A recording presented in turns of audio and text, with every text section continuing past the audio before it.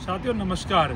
साथियों, पशु परिचर भर्ती के परिणाम के बाद में जो विवाद चल रहा है वो आप सबकी जानकारी में है। और साथियों, इस परिणाम में नॉर्मलाइजेशन के नाम पर जो बच्चों के साथ में अन्याय हुआ है, जो धोखा हुआ है, जो ठगी हुई है, उसके खिलाफ हम लगातार पूरी ताकत से हमारी लड़ाई लड़ रहे हैं। और आपकी जानकारी में होगा मेरे भाइयों, 2 दिन पहले कर्मचारी चयन बोर्ड पर पशु परिचर भर्ती के तमाम छात्रों के साथ, राजस्थान के तमाम युवाओं के साथ में एक बड़ा धरना प्रदर्शन किया गया कि जो इस भर्ती में नॉर्मलाइजेशन के नाम पे जो अन्याय हुआ है उसको ठीक किया जाए, उसमें सुधार किया जाए और परिणाम को रिवाइज किया जाए। साथियों, सारी बातें जो हुई वो आपकी जानकारी में है, ऐसा मैं मान के चलता हूँ। सोशल मीडिया के माध्यम से आपने देख लिया होगा, जो वहाँ आए थे उन्होंने वहाँ आके सारी चीजें समझ ली। साथियों, आगे इसमें क्या होगा इसको लेकर मैं आपसे बात कर रहा हूँ। अब तक जो घटनाक्रम घटा वो आपने अच्छे से देखा और समझा।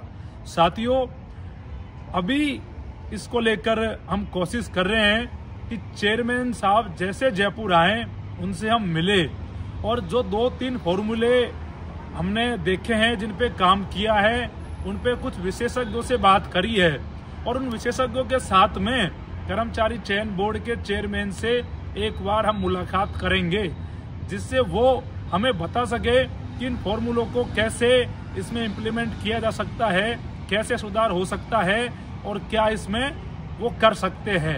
तो साथियों, इसको लेकर जल्द से जल्द हमारा प्रयास रहेगा कि चेयरमैन से मुलाकात हो विद विशेषज्ञों के साथ में। साथियों, जो फॉर्मूले हैं, चाहे एनटीए का हो, चाहे नेट जीआरएफ का हो, चाहे अन्य एक फॉर्मूला और है, साथियों उनमें कुछ इश्यूज हैं जिन पे विशेषज्ञों की सलाह हमने ली है, क्योंकि सारे पहलुओं को देखना बहुत जरूरी होता है। तो ये आप साथियों थोड़ा सा धैर्य रखिए, इस पे हम लगातार काम कर रहे हैं। दूसरा साथियों, एक बात मैं आपसे कह रहा हूँ, इस बात को हमेशा याद रखना कि ये लड़ाई ना तो आज की है और ये ऐसा नहीं है कि खत्म हो जाएगी। साथियों, ये लड़ाई हम लड़ रहे हैं कि आने वाली भर्तियों में भी हम नॉर्मलाइजेशन को बंद करवा सके। और मैं आपको भरोसा दिलाता हूँ मेरे भाइयों, चाहे चतुश्रेणी की भर्ती हो, चाहे जेल प्रेरी की भर्ती हो, चाहे पटवारी की भर्ती हो, उनमें नॉर्मलाइजेशन के नाम पे सुधार देखने को मिलेगा। ऐसा नहीं होने देंगे, ये मेरा दावा है, मेरा भरोसा है। तो इस आंदोलन से साथियों आने वाला भविष्य भी आपका बचेगा, आने वाला भविष्य भी सुरक्षित होगा और सारा कुछ आपको जल्दी आने वाले दिनों में भी देखने को मिलेगा। साथियों, आगे की रणनीति इसमें यह है कि चेयरमैन साहब से समय मांग रहे हैं, उनसे मिलेंगे, सारी चीजों पे बात करेंगे। दूसरा साथियों, चाहे कोई नेता प्रतिपक्ष हो, चाहे नेता पक्ष हो, चाहे सत्ता पक्ष के हो, चाहे विपक्ष के हो, जो भी नेता हो, सबसे मिलने का काम मैं कल से शुरू करूंगा।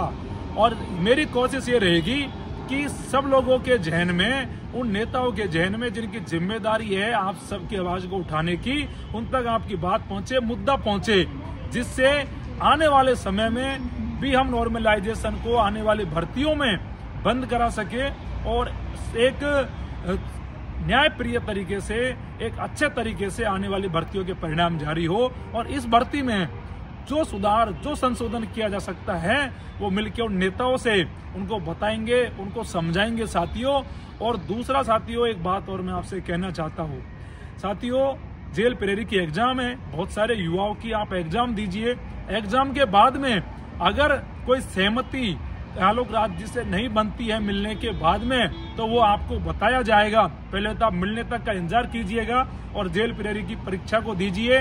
उसके बाद में मेरे साथियों, आपको जब जयपुर बुलाया जाए तो साथियों आपको पूरी दमखम, पूरे ताकत के साथ जयपुर आना है।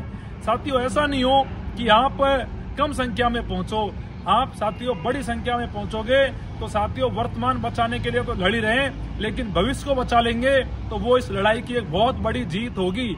और मेरे लोगों, मेरे को कोई कहने की जरूरत नहीं है, आपकी जानकारी में है सब कुछ कि कौन कौन इस लड़ाई में आपके साथ खड़ा है और कौन कौन साथियों आपके खिलाफ खड़ा है।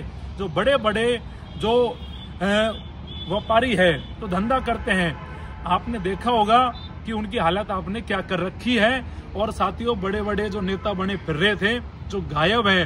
तो साथियों, ये सबक लेने की बात है कि सड़कों पे, धरातल पर कौन दिन रात इस तपती दोपहरी में धूप में आपके लिए संघर्ष कर रहा है निस्वार्थ भाव से।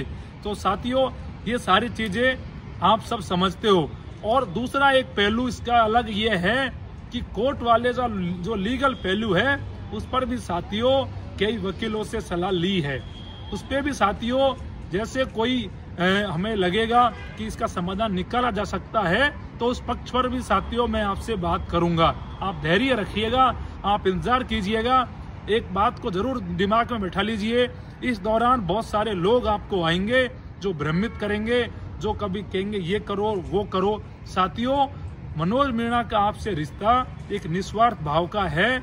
आपके लिए जीने मरने के लिए मैं तैयार रहता हूँ, हर लड़ाई में आपकी लड़ता हूँ, आपसे कुछ मांगता नहीं हूँ, कुछ लेता नहीं हूँ। और साथियों, बाकी जो लोग हैं जो बड़े बड़े संस्थाओं के मालिक हैं उनके रिश्ते साथियों आपसे एज ए बिजनेस की तरह है, एज ए क्लाइंट की तरह है। आप उनको फीस देते हो तो वो आपको पढ़ा देते हैं, इससे ज्यादा योगदान आपको दिखाई नहीं पड़ेगा। लेकिन साथियों, हमारा योगदान आपके सुख दुख दर्द सब में है। और साथियों, वो इसलिए है क्योंकि आप गरीब किसान के बच्चे हो, आपकी पीड़ाओं को मैं समझता हूँ क्योंकि मैं भी गरीब घर से आता हूँ। तो साथियों, ये तय करना होगा, ये देखना होगा कि कौन व्यक्ति आपसे क्या कह रहा है, कौन व्यक्ति कैसे भ्रमित कर रहा है, कौन व्यक्ति कौन सा एजेंडा चला रहा है, कौन व्यक्ति को अपनी कोचिंगें चलानी होंगी, कौन व्यक्ति को धंधा करना होगा, कौन व्यक्ति को राजनीति करनी होगी, ये समझना होगा। क्योंकि साथियों, मैं बस आपके हक के लिए लड़ रहा हूँ, मेरा और कोई स्वार्थ नहीं है। और जो लोग हैं उनका कोई स्वार्थ हो सकता है, किसी के बैच बनेंगे, किसी का क्या होगा, किसी का क्या होगा, किसी का क्या होगा। मेरा और कोई स्वार्थ नहीं है, मेरा न्याय दिलाने का स्वार्थ है, मेरा आपका भला करने का स्वार्थ है। ये स्वार्थ तो मेरा जरूर है और इससे आपको फायदा होगा, कोई नुकसान नहीं होगा। मेरे भाइयों, ये जो सारी चीजें बताई है इनको जरूर समझिए और दिल से स्वीकार करके साथियों